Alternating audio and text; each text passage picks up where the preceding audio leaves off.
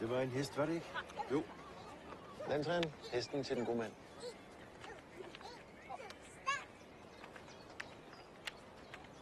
Landtræen? Ja, far. Og hesten. Værsgo lige her. Tak.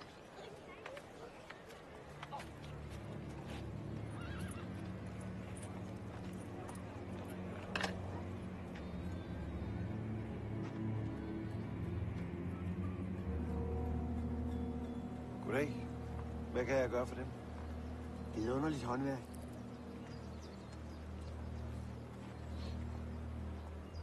Skåret af træ fra Talsanor. Hvor meget skal jeg have for det? Den er desværre ikke til salg. Alt er til salg. Jeg betaler godt for det.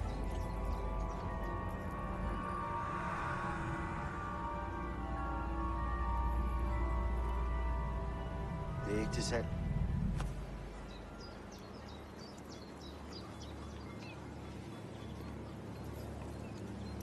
Som du vil.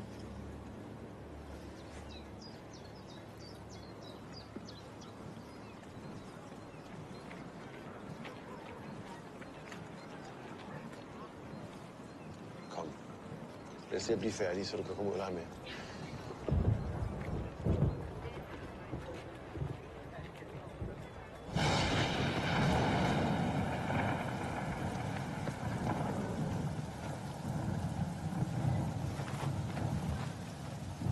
Husk rygsækken.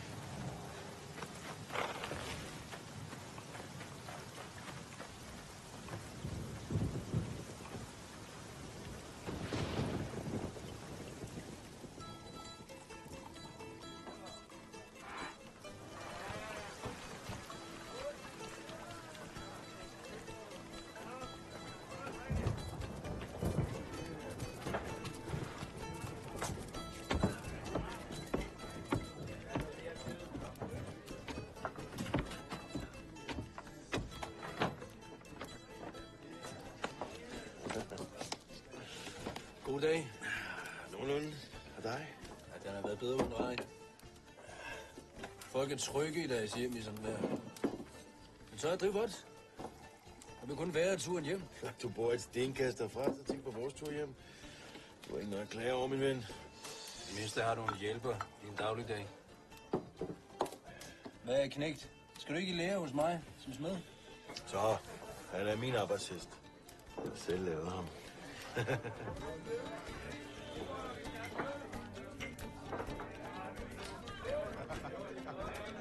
Det var han.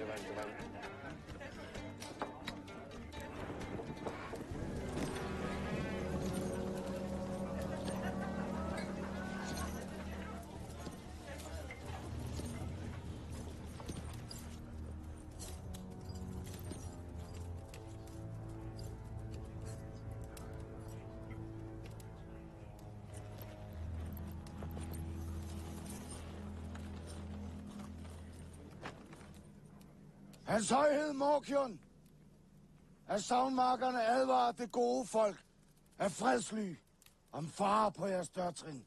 En morder på flugt er blevet sporet til jeres fredelige herred og tror jeres idyll. Morderen er efterlyst for at forsøgt at dræbe selveste hans højhed. Alt tyder på, at dette er et bæst af skyggerne. Far, hvad er et bedste skygge? Alle med erfaring i kamp beordres hermed til at gribe til våben mod bedste skulle de se det. Handlinger, der fører til, at det undslipper medfører en yderst hård straf. Det er sidst blevet set nord for byen med gang mod vest. Der forventes fuldt samarbejde fra alle borgere. Mad og drikke skal serveres for halv pris til de 15 kongelige soldater, der er udstationeret her i Fredsly. Dette er på kongens ordre. Et skyggebæst i Fredsly. Jeg troede vejret, det var dårlige nyheder. Far, hvad er et skyggebedst? Det fortæller jeg dig senere, min dreng. Det med skyggerne er frygtløse væsener fra et land langt, langt væk.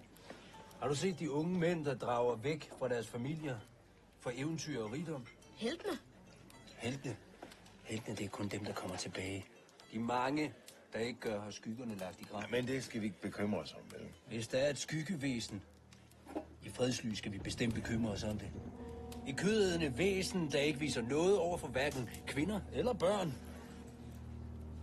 Kun de modigste krigere har set et skyggevæsen overleve. Gem din gamle kriger væk og lad være med at tale mere om det. Du hørte selv, den rejste nordvest.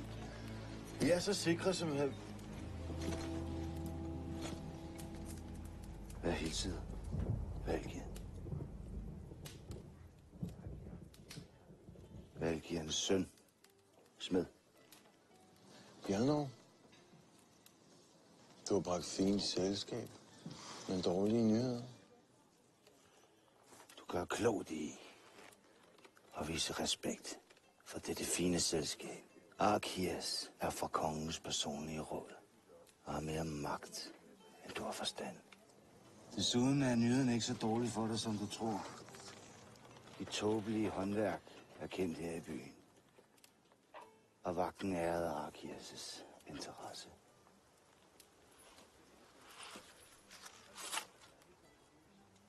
Det her er betaling for landtrians smykke. Du ved udmærket godt, at det smykke... Sig stille, Smed! Jamen, jeg takker for tilbuddet. Som du ved, så har jeg lavet den til min kone, og som sagt, den er ikke til salg. Det er der ikke noget tid på. Du kan lige våge på at få mig til at ligne en tåbe for en kongens udsending. Det her, det kan gøre store ting for mig. Desuden har din døde kone vel ikke noget imod det. Smykket knægt. Jeg har tabt det. Jeg har ikke tid til at lege, din lille bastard. Jeg taler med ham. Vi skal nok finde den.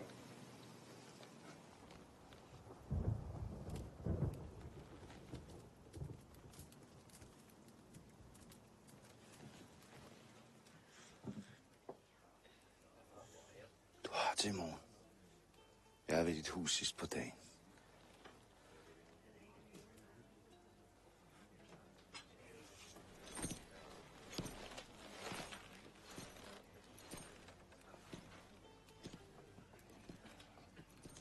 Lad os se at komme hjem af.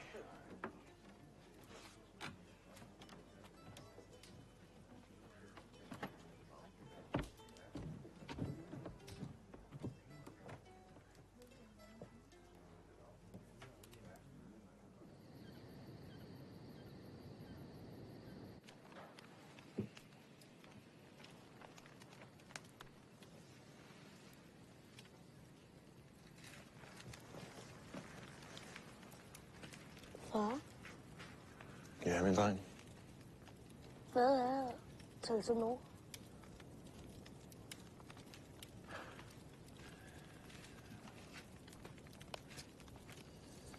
Det siges, at de første mennesker sprang ned fra kronen er det ældste og højeste træ i Talsernor. At træerne i skoven ikke kan brænde, og at mystiske kræfter går igennem deres rødder. Ingen ved, hvor den ligger, for den ligger aldrig det samme sted. Den er ikke til at finde, men den kan finde dig. Ligesom den fandt os.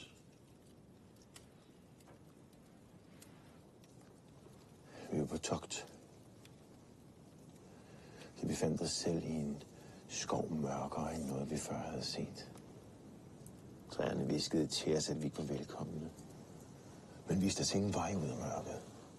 Kun dybere ind i det. Der var noget i det mørke. Noget, der fik den modigste af kriger til at føle en kold og modbydelig frygt.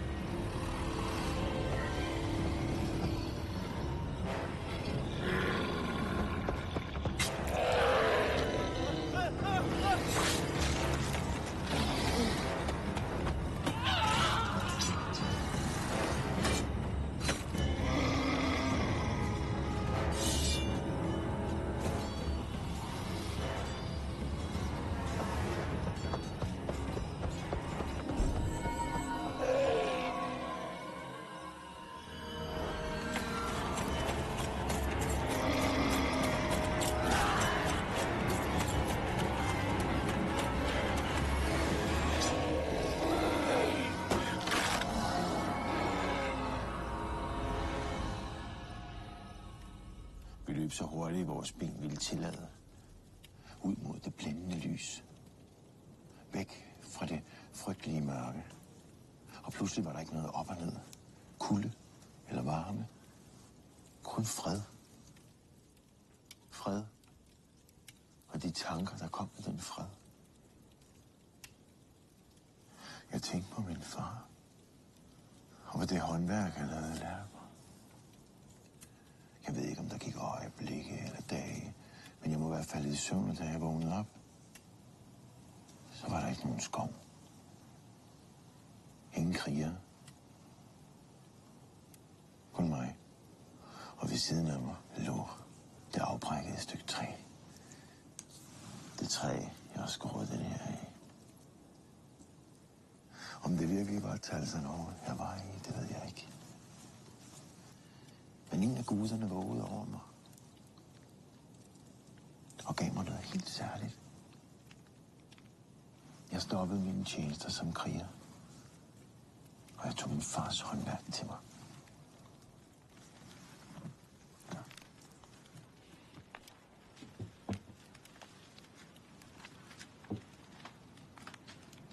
Helmgar siger, at du og Bjallen engang var venner.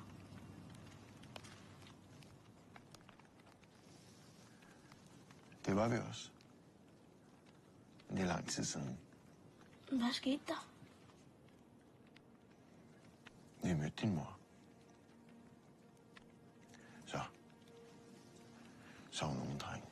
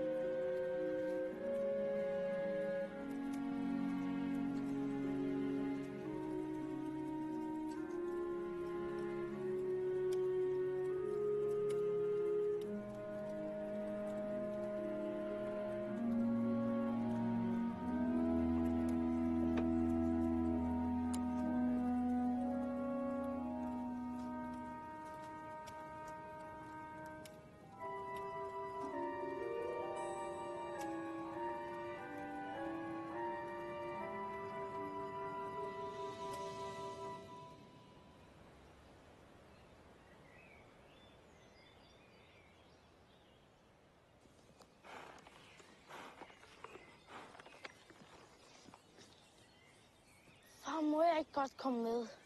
Slip for de pligter, du skal gøre herhjemme. Ikke i dag. Jeg er tilbage i eftermiddag. Jamen, Men hvis jeg nu kom med, så kunne jeg jo Så kan bare... du bare gøre, som din far siger, du skal gøre. Så kan du få den gave, han har lagt til dig. Gave? Efter du har udført dine pligter.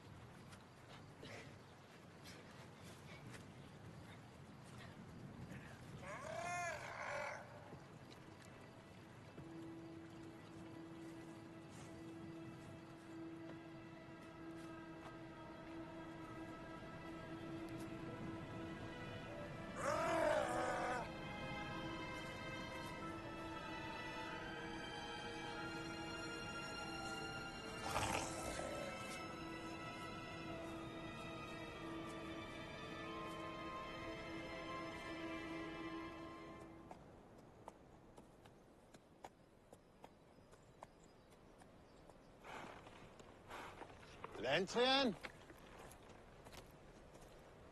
Landtrian!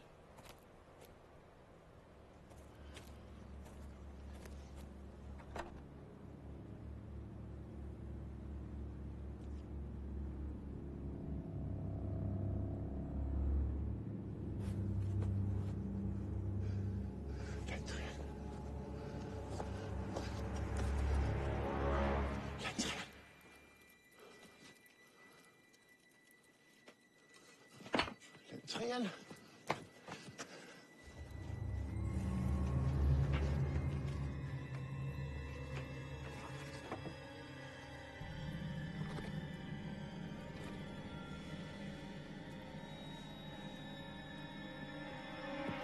Far, du må ikke slå ham.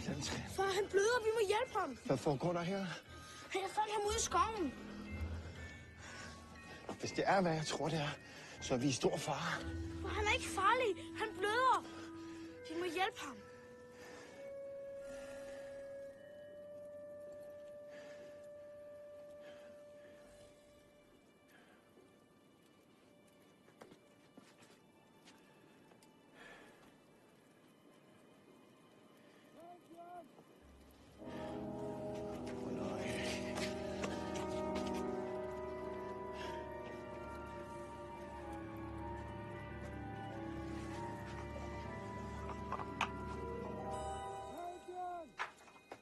Hvor er smykket? Jeg har det ikke. Det går ikke den her gang. Det er rigtigt, far. Jeg har det ikke. Du bliver her. Den må ikke blive opdaget.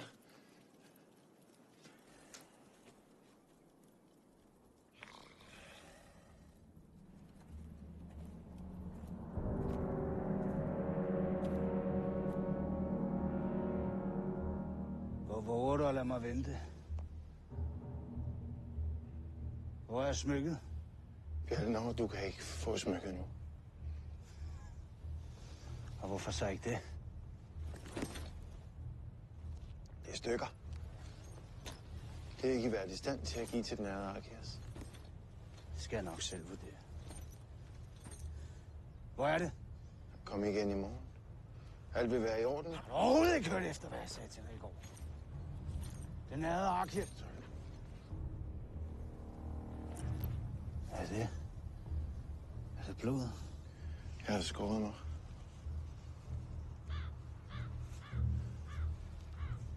Nej.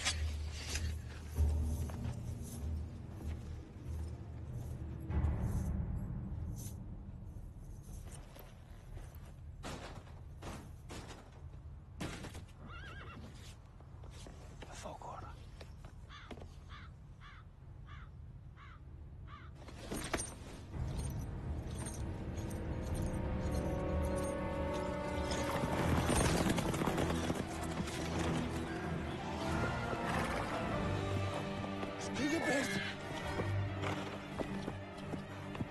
Skyd dem!